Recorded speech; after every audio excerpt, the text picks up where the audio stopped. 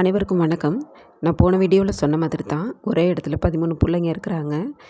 பால் குடிக்கிற குட்டிங்க இவங்கெல்லாம். இதில் என்னன்னாக்கா இவங்க 2 தாய் போட்ட பிள்ளைங்க. தெரியாதவங்களுக்காக சொல்கிறேன். ஒரு வீடு கட்டுறதுக்காக போட்டிருந்த பேஸ்மெண்ட்டில் ஒரு சதுரத்தில் 6 குட்டிகளும் இன்னொரு சதுரத்தில் 7 குட்டிகளும் இருந்திருந்தாங்க. இதில் பார்த்தீங்கன்னாக்கா தனித்தனியாக தான் பால் கொடுத்துக்கிட்டு இருந்தேன். கடைசியில் பார்த்தாக்கா அவங்க கொஞ்சம் விவரம் தெரிஞ்சு சரி என்னை பார்த்தோன்னே வந்துட்டு சரி பால் கொடுக்க வராங்க அப்படின்றதுன அவங்க புரிஞ்சுக்கிட்டாங்க. கொஞ்சம் நாளையில் தெரிஞ்சுக்கிட்ட பிறகு பழகின பிறகு என்னை பார்த்தோன்னே எல்லாருமே ஒன்றா சேர்ந்து என்கிட்ட வரும்போது ஒன்றா கலந்துட்டாங்க. இதில் இன்னொரு விஷயம் என்ன அப்படின்னாக்கா அவங்க தாய் வந்திருந்தா கூட பரவாயில்ல, கொஞ்ச நாள் இங்கே தான் இருந்துகிட்டு இருந்தா. நான் சாப்பாடு கொடுத்துக்கிட்டு இருந்தேன். திடீர்னு பார்த்தாக்கா அந்த பெரிய நாய்ங்கெல்லாம் அவளை கடிக்க ஆரம்பிச்சிட்டாங்க. என்ன காரணம்னு கேட்டிங்கன்னாக்க அவள் வேறு ஏரியாவிலேருந்து இங்கே வந்து குட்டி போடுறதுக்காக வந்திருந்துருக்குறா. இங்கே வந்துட்டு குட்டி போட்டிருந்துருக்குறா. அதனால் வந்துட்டு அவள் புதுசாக இருக்கிறதுனால பார்க்குற நேரமெல்லாம் மற்ற நாய்கள் வந்துட்டு அதை கடித்து துன்புறுத்துறதுனால அவளால் தாங்க முடியாமல் ஓடிட்டா. குட்டிகளை விட்டுட்டு ஓடுனான்னு நான் சொல்ல மாட்டேன். மற்ற பெரிய நாய்ங்க கொடுத்த தொல்லையில் அவள் அந்த ஏரியா விட்டு ஓடிட்டா. நானும் வருவான்னு பார்த்தேன், இன்ன வரைக்கும் வந்த பாடு இல்லை. இதில் என்னன்னாக்கா அந்த 13 பிள்ளைகளும் இப்போ வேறு இன்னொரு தாய் ஒருத்தி இருக்கார்ல, அவகிட்ட தான் இப்போ பால் குடிக்கிறாங்க. அவளுமே அவ்வளோ ஹெல்த்தியானவ கிடையாது. ஹெல்த்தியாக இருந்தாலுமே 13 நீங்களே நினச்சி பாருங்களேன், 13 குட்டிங்களும் பால் குடிக்கணும் அப்படின்னாக்கா ஒரு தாயால் எப்படி முடியும் அவங்க பசி ஆத்துறதுக்கு? இதில் யாரை குறை சொல்கிறது? இவங்களெல்லாம் படைக்கிற தெய்வத்தை தான் நினைக்கிறதுக்கு நமக்கு தோணுது. இயற்கையை தான் நினைக்கிறதுக்கு தோணுது. என்ன செய்கிறதுன்னு தெரியல. நான் சரி நம்மளால் முடிஞ்ச அளவுக்கு அவங்களுக்கு உதவி செய்யலாம் அப்படின்னு தான் நான் போய் பால் கொடுத்துக்கிட்டு இருக்கிறேன். வீடியோலலாம் பார்த்துருப்பீங்க, சிரிஞ்சிலெல்லாம் வச்சு ஃபீட் பண்ணுவேன் நான். இருந்தாலும் வந்துட்டு அவங்களுக்கு அடிக்கடி பால் குடிக்கிற பிள்ளைங்க இல்லையா, அட்லீஸ்ட் நம்ம கொடுக்குறவங்க வந்துட்டு ஒரு 2 வேளையாவது காலையிலையும் சாயந்தரமாவது கொடுக்குறாப்புல இருக்குது. அவங்களுக்கு எப்படியும் ஒரு நேரத்துக்கு 1.5லேருந்து 2 லிட்டர் போல் தேவைப்படுது. ஒரு நாளைக்கு 4 லிட்டர் ஆகுது. அந்த அளவுக்கு எனக்கு இப்போதைக்கு கொஞ்சம் சிரமமாக இருக்கிறதுனால மக்கள்கிட்ட நான் உதவி கேட்டிருந்தேன். இது வரைக்கும் யாருமே ஹெல்ப் பண்ணலை. ஹெல்ப் பண்ணியிருந்தாங்க அப்படின்னாக்கா நான் அவங்களுக்கு கவலைப்படாமல் நான் கொடுப்பேன். யாருமே ஹெல்ப் பண்ணாததுனால எனக்கு கொஞ்சம் சிரமமாக இருக்குது.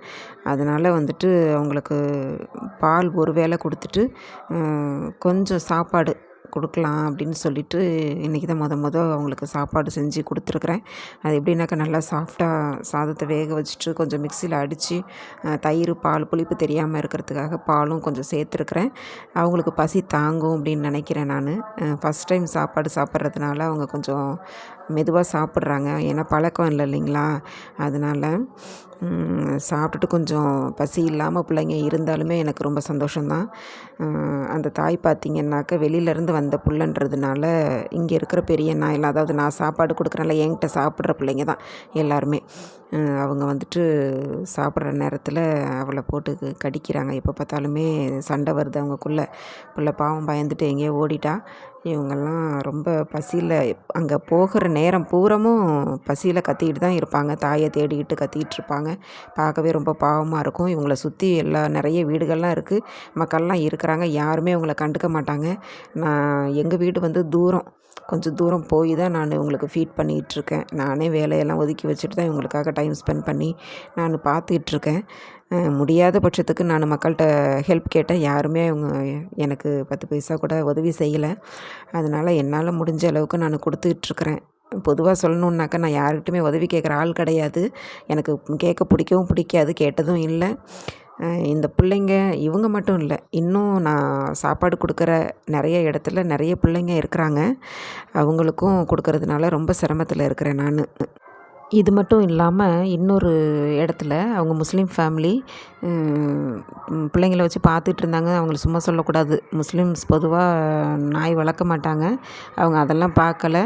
அவங்க இருக்கிற வீடு வந்துட்டு கொஞ்சம் சுற்றி காடு மாதிரி நிறைய இடங்க எம்டியாக இருக்கிறதுனால எல்லாம் காடு மாதிரி வளர்ந்து கிடக்குங்க செடியெலாம். அந்த பயத்துக்காகவே அவங்க துணையாக இருக்கும் பிள்ளைங்க அப்படின்னு சொல்லிட்டு எத்தனை பேர் வந்தாலுமே அவங்க வேண்டான்னு துரத்தி விட மாட்டாங்க. வச்சு சாப்பாடு போட்டவங்க தான்.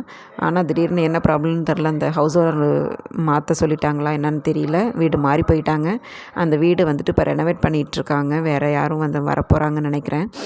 ஸோ அவங்க விட்டுட்டு போன பிள்ளைங்க அதில் ஒரு 6-7 பேர். நான் போன பிறகு ஒரு குட்டி இறந்துட்டதாக சொன்னாங்க ஒருத்தவங்க. அதன் பிறகு 6 பிள்ளைங்க அங்கே இருக்கிறாங்க. அங்கே 2 தாய் போட்டது, 4 ஒன்று, இன்னொன்று 2 ஒன்று, மொத்தம் அங்கே 6 பிள்ளைங்க இருக்காங்க. இன்னொரு இடத்துல 3 பிள்ளைங்க, இன்னொரு இடத்துல 4 பிள்ளைங்க. ஆக நிறைய பிள்ளைங்களுக்கு பால் தேவைப்படுது மக்களே.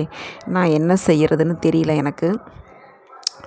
ரொம்ப சிரமப்படுறேன் நான். ரொம்ப பாவமாக இருக்கிறாங்க அந்த பிள்ளைங்க. அதாவது தாய் நாய்ங்க வந்துட்டு ஹெல்த்தியாக இருந்துச்சு அப்படின்னாக்க பரவாயில்ல, அவங்க வந்துட்டு பசி இல்லாமல் பிள்ளைங்கள வச்சுக்குவாங்க. அவங்களே சாப்பாடு இல்லாமல் சிரமப்படுற நேரத்தில் இத்தனை குட்டிங்களுக்கு சாப்பாடு, அதாவது பால் கொடுக்கணும் அப்படின்றப்ப அவங்களால முடியல. இது இல்லாமல் குட்டிங்க இல்லாமல் பெரிய நாய்ங்களே ஒரு 18-20 கிட்ட இருக்குது. இவ்வளோ பேரையும் நான் சமாளிக்கிறேன். அதனால் ரொம்ப சிரமத்தில் இருக்கிறேன். தயவு செஞ்சு யாராச்சும் ஹெல்ப் பண்ணிங்க எனக்கு அப்படின்னாக்க நான் கொஞ்சம் என்னுடைய பாரம் குறையும். இந்த பிள்ளைங்களோட நலனில் நீங்களும் கொஞ்சம் பங்கு எடுத்துக்கிட்டீங்க அப்படின்னாக்கா எனக்கு கொஞ்சம் சந்தோஷமாக இருக்கும். முடிஞ்சளவு யாராவது ஹெல்ப் பண்ணுங்கள். நான் இந்த பிள்ளைங்களுக்கு வயிறார சாப்பாடு கொடுக்கணும் அப்படின்ற ஒரே குறிக்கோளுக்காக தான் இந்த சேனல் நான் ஆரம்பித்தேன்.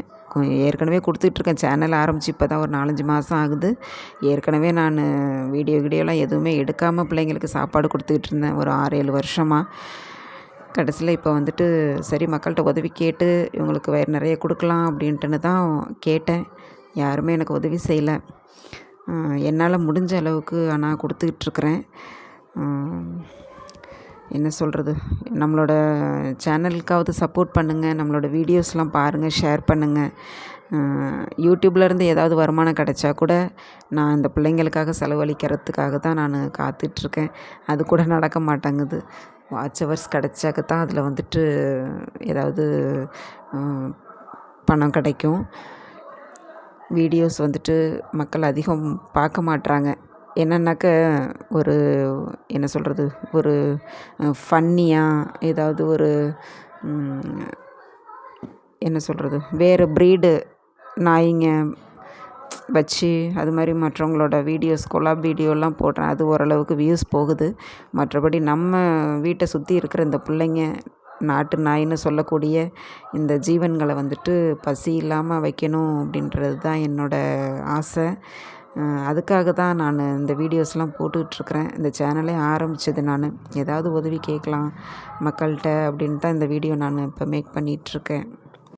அதனால மக்களே நம்மளோட சேனலை பாருங்கள், நம்ம சேனலுக்கு சப்போர்ட் பண்ணுங்கள். சேனல் வீடியோலாம் பாருங்கள், நிறைய பேருக்கு ஷேர் பண்ணுங்கள். அதுவே எனக்கு பெரிய ஹெல்ப்பாக இருக்கும். இந்த யூடியூப்லேருந்து ஏதாவது வருமானம் வந்துச்சு அப்படின்னாக்கா நான் கண்டிப்பாக மக்கள்கிட்ட எந்த உதவியும் கேட்க போகிறது கிடையாது. இது கேட்டும் இது வரைக்கும் வந்தது கிடையாது. யாரும் ஹெல்ப் பண்ணலை, அது வேறு விஷயம்.